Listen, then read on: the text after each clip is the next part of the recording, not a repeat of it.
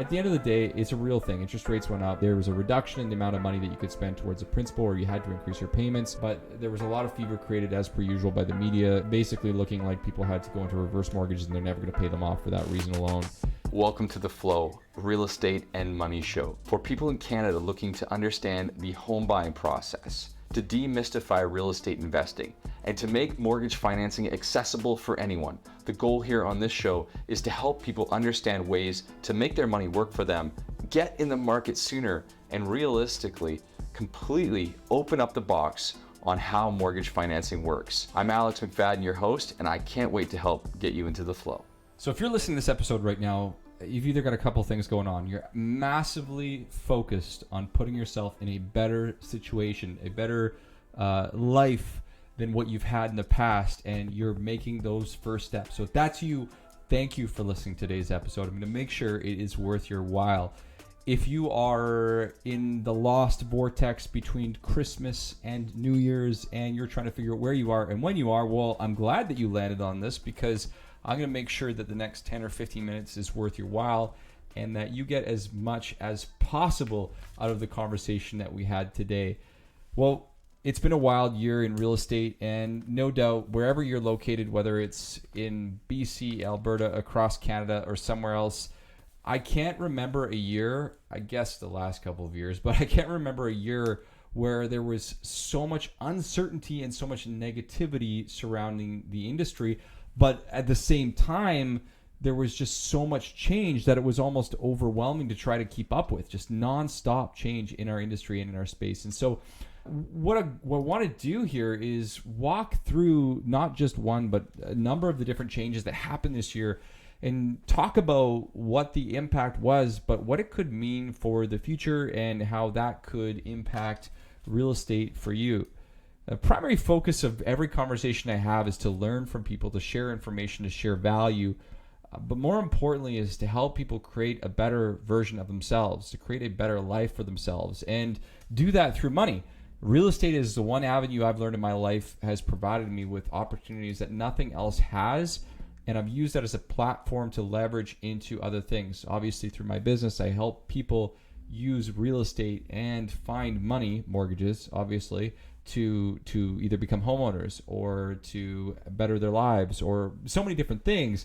And so this platform is meant to do that. All right, so 2023 was crazy. Can we just all admit that from start to finish, between the fact that we got off 2021-22 that was straight up, we saw the end of last year work its way back down, and conversations about what the rate hikes would do just took over everything. So at the end of last year, that was our conversation.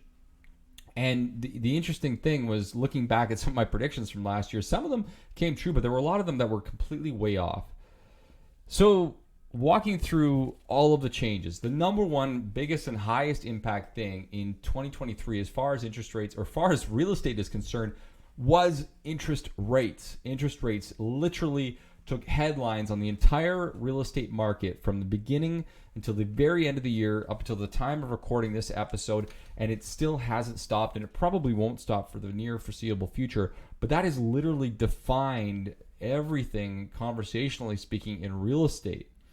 The beginning of 2023 started with the overnight rate, the target rate, already at 4.25%. And that was already a massive increase from the past couple of years, and people had already felt the massive pain of seeing interest rates increase nearly 4% over a very short period of time. Leading into this year, there was a question of whether or not rates would continue to go up because of that. And the strategy, whether you agree with it or not, was really interesting this year. So January saw the Bank of Canada increase rates 0.25% and then pause in March and April. Now, this coincided with the SVB bank collapse. For all those people out there who remember that was really interesting, because that was almost like a tipping point where we thought, okay, well, is this the beginning of the bank collapses? And we saw a couple of these things happen in the U.S. between a collapse as well as a takeover. And the bond market really essentially dropped like a tank. And as you folks out there listening know, when the bond markets drop and the yields drop, well, guess what happens? Essentially, we see fixed interest rates follow. And so we saw rates basically going up and the fear of real estate going up. We saw pent-up demand because nobody wanted to buy anything in the end of 2022 and beginning of 2023. Well, that was a tipping point, because all of a sudden people thought, okay, well, the banks held rates now in March, and maybe they're going to hold rates in April, which they did. Well, let's get into the marketplace here because things could have tipped. And, well, that was really it. And that was the precipice to real estate prices really starting to move back up. Before the supply was there, of course, we still have supply issues, but before the supply was there, we saw interest rates go back down into the high fours even. And really, the market just took off. We saw multiple offers. We saw people fighting over properties left, right, and center. We saw not enough supply. And that just continued until we hit June. And in June, we saw interest rates go back up. Inflation was clearly an issue, and it was literally clearly entrenched into society. We hadn't really seen the impacts of the last year's rate increases really hit the market until these rate increases started to occur in the summer. Now, to get into it, I mean, at the end of the day, they made a massive mistake. I mean, they underjudged how entrenched inflation was. And, my belief is that if the government decided to just increase rates in March and April, or just increase it 0.5% at that one time, we probably wouldn't have been dealing with the issues that we are today, and we wouldn't have been so pushed back as we are today. But that's where we are. And so with these rate drops, it fueled the market. It took a few months for things to catch up, and it literally felt like 2022 2.0, where the market essentially died as soon as all the listings caught up and interest rates started increasing. And so that would have been about the end of the summer that we saw everybody kind of catch up and start putting their properties on the marketplace. Key learning point right there, if you're someone listing or you're someone in the market, is show the proof of what's happened in the last couple of years, because typically speaking, there's always a lag effect. When interest rates either are announced to go down or go up or remain the same, there's literally a 3 to 6 week lag time. 3 weeks before buyers start paying attention, and 6 weeks, typically speaking, before people who are selling their homes start paying attention. And by then, it's typically too late. Well, anyways, towards the end of the summer, we saw things really just drop off. The real estate market literally died again. This year, it was July, August timeline. And it wasn't really until October or early November that things kind of started picking back up again, until where we're at today, where we finally had some positive news after the December Bank of Canada announcement, with inflation starting to get under control, that we might start to see rate cuts in 2024. Well, today's episode is not a lot about looking forward, but if we are looking forward, which we definitely should, there's going to be a really, really, really tough road for the Bank of Canada to haul here, because on one side of things, they should think about reducing interest rates middle of next year based on the fact that, well, inflation, when you strip out real estate and you strip out housing costs, is actually below the 2% target. On the other side of things, the real estate market will go on fire if they reduce rates too early. So there's going to be an interesting sentiment to see what actually happens there. Other big things that happened this year were, as I mentioned, the real estate market and the return of the single-family home. More emphasis than ever placed on the value of owning land. In 2020 and 2021, COVID forced people to look outside the cities, and they wanted to look into communities, whether it be small towns, the Okanagan, the island, moving to Alberta. Well, this year continued that trend to a degree, but not to the same extent. But what it did do is it got people back into buying single-family homes in their cities and their communities and their areas. But more importantly, just getting people to make moves upwards. It really put a lot of pressure on that upward cycle one more time. Again, same thing happened towards the end of the summer, where things just really died back down again. And the only people that we saw really taking action in the fall were people who had to sell because of divorce or death or something else. And first-time buyers. We're getting into the market over the last couple of months these are the types of people that have been waiting for the last couple of years and were finally in a position where they could make things happen. Now, speaking of first-time buyers, why have we seen so many first-time buyers purchase in 2023 more than ever before? I think there's a lot of reasons why, and I think this is going to continue into next year, into 2024. One of the reasons is because they decided, hey, we're not going to wait forever. 2020, 2021, it was just fever. 2022 was fear. 2023 was acceptance. And 2024 is, well, this is the way it is. Rates are what they are. They're not going to wait any longer. The other thing is generational wealth transfer. We've seen more than ever people, parents saying, well, I'm not going to wait till I'm dead. I'm going to give you some money now. And instead of selling their homes, they pull out equity. They use a reverse mortgage. They do these types of things and give that money to their kids. And we've seen so many people get gifts for, even if $20,000, $30,000, $40,000 from grandparents, parents, getting them into the market earlier because they were looking at this and saying, well, we see that real estate values are going to increase again. We know for a fact that we want you to be in. We want you to own a home. And they're looking at this opportunity to give this early inheritance, which I think is obviously makes sense. Other big news from this year, trigger rates. Oh my gosh, the amount of times I received calls, emails, and text messages about trigger rates was absolute insanity. And for those who don't know, a trigger rate is the point at which you're no longer paying off essentially the principal on your mortgage, and you're going into either reverse, so you're paying only interest and more interest, so it's accumulating, or at least you're just not paying off any principal. So a lot of people are hitting this trigger point or trigger rate, or trigger point itself, I should say, and it caused an insane amount of stress and anxiety. And as per usual, the news made it bigger than it really had to be. But, at the end of the day, it was a real thing, and it's a reminder and a wake-up call for a lot of people to consider how they plan for changes in lifestyle, how they plan for their costs, and just generally speaking, future planning for these different situations so that they're prepared in the future. I don't know. I think that was a overblown consideration, but a real consideration that most people are going to adapt to going forward into 2023. In fact, we've noticed that with the most recent reports, many people are back into a positive territory, and if the banks if the Bank of Canada starts to reduce interest rates, we're going to see that go back down again too. Now, the second half of the year was the year of the government taking over and making changes. Towards the second half of the year, the changes are endless, from the BC NDP essentially outlawing short-term rentals, and that is yet to unfold because we'll see the changes take effect in May of 2024, completely changing the landscape of both investing in real estate, but also, more importantly, how people travel and look for locations to sleep overnight on vacations. And I think that's going to have a massive impact going forward, looking at the overall economy in many communities, specifically looking at areas like Victoria and the Okanagan. That one is one to watch looking forward. Now, the reason they did this is because they wanted to open up more properties for rental, for resale. Certainly there will be a small impact and some impact, but the truth of the matter is it's going to work its way into the system relatively quickly, and I think it's going to be nothing more than a blip in the pan. And at the end of the day, I just don't think this is actually going to fix any real issues. If anything, they should make sure that all of the Airbnbs are in certain zoned areas or licensed like they were working towards, and just make sure to police that a little bit better than they had been previously, versus just get rid of it immediately. I'll be curious to see, and I'd love to hear from your feedback on what you expect to happen right there. Now, what that's done is, on the byproduct of that, is it's absolutely changed industries of people who were doing Airbnbs for hosting as a company, as a business, cleaning, starting to look at different types of companies. And I think what you're going to also start to see is micro Airbnb hotels. You're going to see that, unfortunately, again, what this is going to do is it's going to take away from the quote-unquote average investor, and it's going to put the money in people who are very, very serious investors, so they're the ones who are going to take over this, or back into the hotels again. So it's another squeeze on the average person who owns an Airbnb property. But again, we'll be curious to see how this works and what happens and what comes from this. And again, would love to see your feedback from this side of things.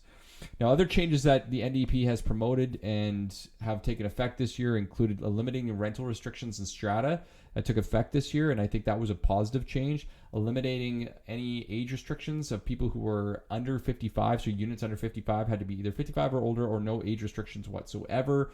And I think that was also a positive change for some, and for others who purchased beforehand, that could have been a negative if they wanted to live in these types of communities. The big thing about 2023 is it was a year of change, and it was a combination of provincial intervention, which is coming down the pipe, federal changes like eliminating the ability to write off taxes from a short-term rental, but a lot of posturing and a lot of pain in the market. This was a year where families were just starting to come over the highs of 2020, 2021, spending money, and had to quickly adapt and change their lifestyles to adapt to higher mortgage payments, higher costs of living, and real estate markets that were very dynamic. And the truth of the matter is, it's not easy, and it wasn't easy for a lot of people. But like anything in life, you have to be willing to adapt to change, which leads to the next point of value and where the market goes looking forward. Now listen, there's a lot of different places that you can look to invest. And with the changes the provincial government is looking at in British Columbia as it pertains to being able to build essentially like a multiplex, or at least a multi-unit property on every piece of land, there's a few things I know to be true. Number one, land value will be more important, and owning land will be more important from an investment perspective than ever before, even for yourself. So if you can own or buy land, buy a house, especially in an area that has a growth potential in a city that is seeing the city inject growth into it, own and buy land and sit on it. Don't sell that. Hold it as long as you can. I think you're also going to see a lot more micro developers or smaller developers looking to get into building these duplexes, triplexes, and fourplexes on these lands. So we're going to see a lot of changes in the development space on the micro side of things. And you'll probably see some macro ones start to position themselves as experts in these multi-unit complexes. In addition, although I don't think this will happen immediately, I think we're going to see a lot more, and we've already started to see talk about this, more templated homes. So essentially building and construction for homes that are almost pre-prepared, pre-planned, a home in a box essentially that you could purchase. And we're seeing that this is something that's been recommended federally, and we will likely start to see this across the country relatively soon. Other things to look for from investment potential, I mean, look no further than what's happening in Alberta right now. Now, if I was to look in overall market of Canada, the one market that has gone up no matter what's happened across the entire country of Canada, that would be in Alberta. And we're seeing migration, immigration, and it'll be interesting to see whether or not that continues, or with the fact that Alberta, the government of Alberta is putting a stop to their advertisements to come to Alberta, if that changes where things are going. Either way, Alberta has turned a tide, and they built momentum. It looks like that momentum itself is probably, honestly, it's not going to go away anytime soon. So if you're looking to invest, Alberta itself could be a great investment, particularly for multi-unit residential, if you can buy land and if you can buy it in areas that are up and coming and looking at making changes in the near term. You know, it was a crazy year. I can get into the government's Charter of Rights, but that was bull crap. There was nothing that happened there as far as the market is concerned. They left the stress test as it was. They made no meaningful changes. Really, there was no major positive outcome from a government or federal level that did anything to move the needle on the housing side. Folks, what this really says is if you want to own real estate, if you want to own a piece of Canada which is going to continue to become value, own the land and buy as much of it as you can where it makes sense. But do so in a sustainable way that's smart, and work with people that know what they're talking about when it comes to this. More people than ever before have been making rash decisions on purchasing things based on quick turnaround times, appreciation on properties. They don't know that's going to happen in the short term, and really just not an understanding as to what to do if the market shifts. This is a great reminder that you need to be prepared for the best case and the worst case scenario, and anything that you purchase should be for the long term, especially when it comes to real estate. The more boring it is, the better it will be. Personally and professionally, I learned this year that you need to be prepared and ready to make decisions, and make decisions quickly, but make the right decision based on the data and the information. But don't be afraid to actually move forward. Walk away from the crowd. Don't do what they're doing, and don't just look at things and blindly just accept it as reality. Fact check the data. Fact check everything I'm saying when you listen to my podcast. Talk to people. Ask good questions. The better questions you ask, the better information you're going to find out. Anyways, a lot of this conversation here today was me just reflecting back off memory of what's happened the last couple of years, and specifically this year. And I don't expect 2024 to be a cakewalk. I think 2024 is going to be bumpy, but for different reasons. And I'm excited. I think it's going to be a great opportunity for those who want to take action. And the reality is real estate, getting in the market, creating a life for yourself isn't going to get easier, but it's a decision that you have to make for yourself to put yourself in the right position with the right people at the right time to get out there and kick ass. Folks, I hope you had an incredible 2023, and I hope that you make the best decisions for yourself to be in the best space that you can mentally, physically, emotionally for 2024. Do the right things. Say no to people. Say yes to the right things, and do what you need to do for yourself to live your best freaking life. I hope you find your state of flow. I appreciate you, and if you appreciate this episode, please do me the favor, share it out. Send me a message on Instagram at FlowMortgageCo or at TheMortgagePug. Rate me on Spotify or iTunes. I'd really appreciate that. And yeah, just say hi. I love y'all. Appreciate y'all. See y'all soon. That was an unreal episode of The Flow. I hope you enjoyed it as much as I did on my side right here. If you haven't already done so, make sure to check out all of the incredible resources that we have available. You can find us on Instagram at Flow Mortgage Co. You can find us on our website, getflowmortgage.ca. And of course, don't forget our free first-time homebuyer masterclass that's currently available on our website for anyone who listens to the episodes. And if you loved what you listened here today, the only thing that we ask for is to share this with someone else that you think this could help. And hey, maybe leave us a great review online.